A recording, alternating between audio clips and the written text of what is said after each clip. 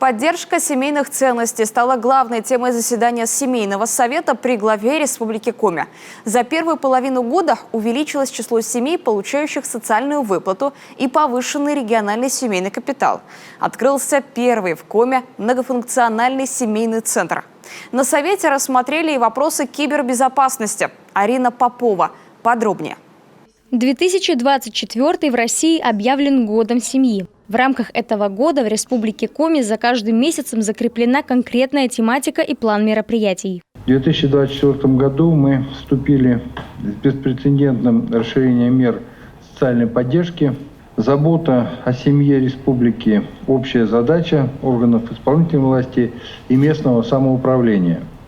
В числе безусловных приоритетов остается поддержка семей участников специальной военной операции и их вовлечение в мероприятие Года семьи.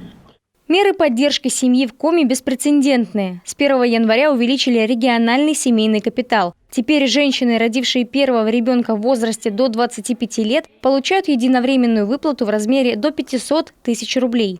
Родившим третьего и последующих детей до 300 тысяч рублей. В 2 раза выросла ежемесячная компенсация на оплату ЖКХ. А 1 июня открылся семейный МФЦ, позволяющий в режиме одного окна в одной организации решить все необходимые вопросы. В первом полугодии это указанное пособие получили 4914 женщин.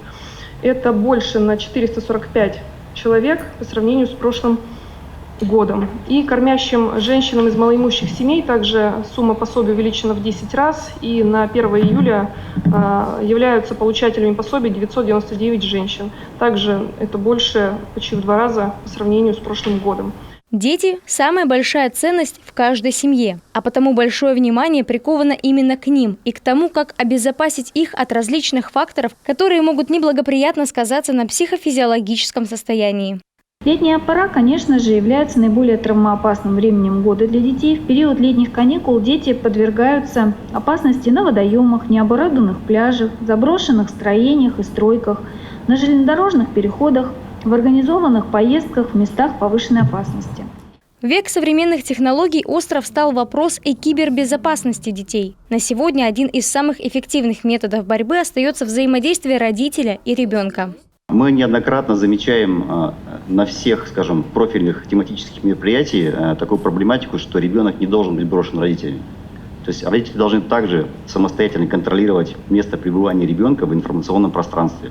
Укреплению доверительных отношений между детьми и родителями как раз способствуют мероприятия, приуроченные к Году семьи. В планах республиканский слет семей, различные форумы, концертные программы. В декабре этого года будут подведены итоги, которые красочно завершатся закрытием республиканского конкурса «Семья. Богатство Коми края».